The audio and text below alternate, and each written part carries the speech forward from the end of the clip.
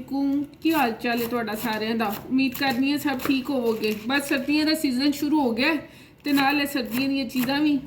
अज मैं बाजार गई सां ते बस ये देखो साग ते पालक लैके आई सां। बस यही बनानी पई हाँ। साग कट लिता, पालक कट रही हाँ। बस हुण इहनूं कटांगे, धोवांगे तो फिर पकावांगे। नाल नाल रहना, मैं क्या तुहाडे नाल तुहानूं भी विखानी हाँ कि किस तरह साग बनावांगी। साग ना सिर्फ खाना ही आसान है।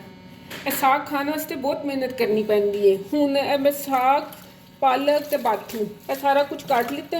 हुण इहनूं मैं 3-4 पानी अच्छी तरह ना धोवांगी ताकि इहदे विच मिट्टी ना रह जाए। अच्छी तरह करांगी कि किरक ना आवे विच।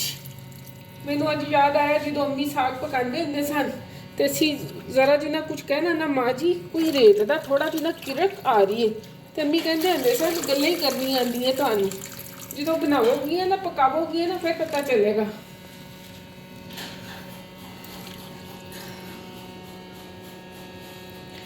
बस इन 3-4 पानी धोवांगी तो उस तो बाद फिर इन्हूं ना पकन वास्ते रखांगी। ए देखो सब्ज़ मिर्चां मैं लीती हैं तो इत्थे इन्हूं मैं ग्राइंड करन लगी।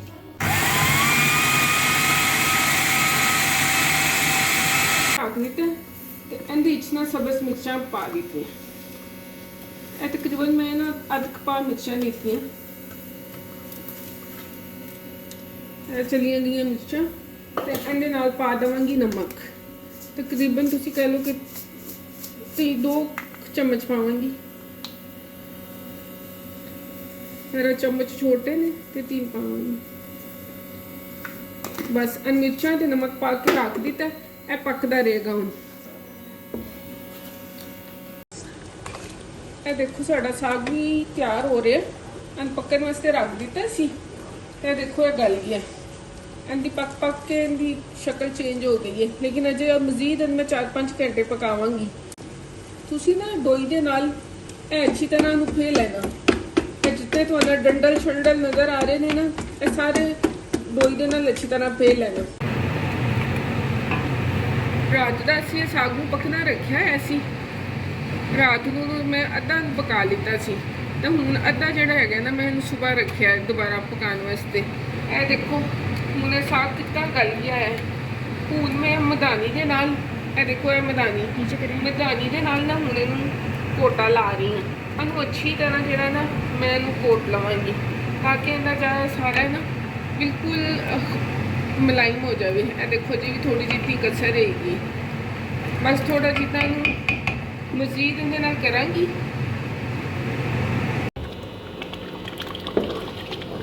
ए मेरा साग ऑलमोस्ट हो गया जी तैयार। ए देखो ए हुण डंडल शंडल नहीं नज़र आ रहे। अन मजीद मैं थोड़ा जिना और कोटांगी, लेकिन इहदे नाल ना हुण मैं आटा भी मिक्स करांगी। चक्की का आटा हैगा मेरे कोल, मैं उही इस्तेमाल कर रही हूँ। अंदाजे के नाल ही पावांगी।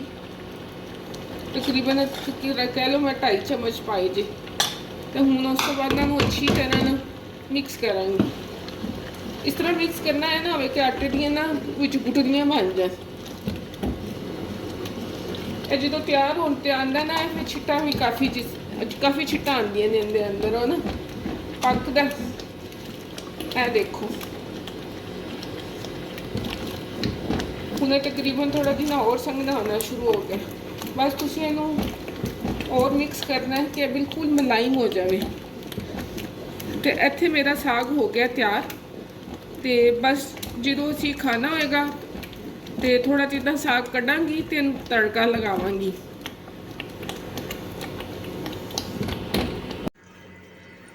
इत्थे मैं देसी घ्यो पा लिता। हुण मैं साग नूं लावांगी तड़का। ए देखो साग मेरा हो गया जी तैयार। ए तुहाडे सामने हैगा। हुण मैं तड़का लगावांगी।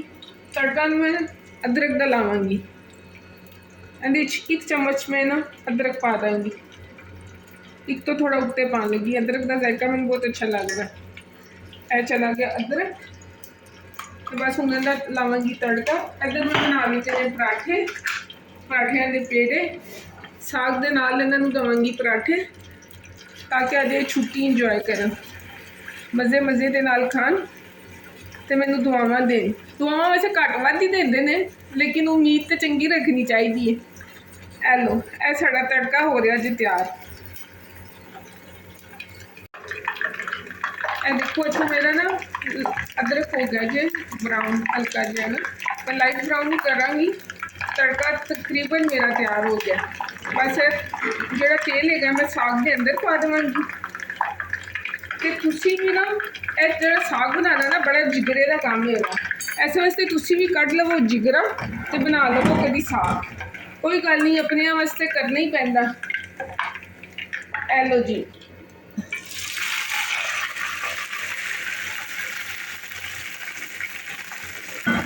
ਇਹਦੇ ਉੱਤੇ ना जाना कितना तेल पा दिता है। देखना उन्हें इन्हें मिक्स होना तो पता ही नहीं चलना कि हो गया कितने।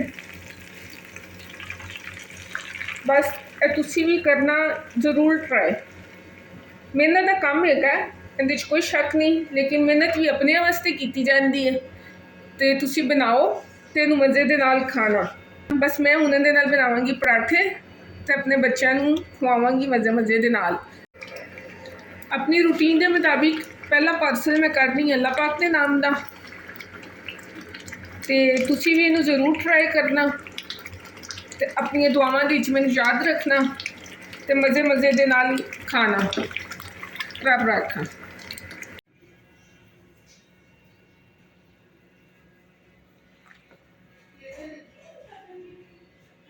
हंसता रवे पंजाब, सदा वसदा रवे पंजाब।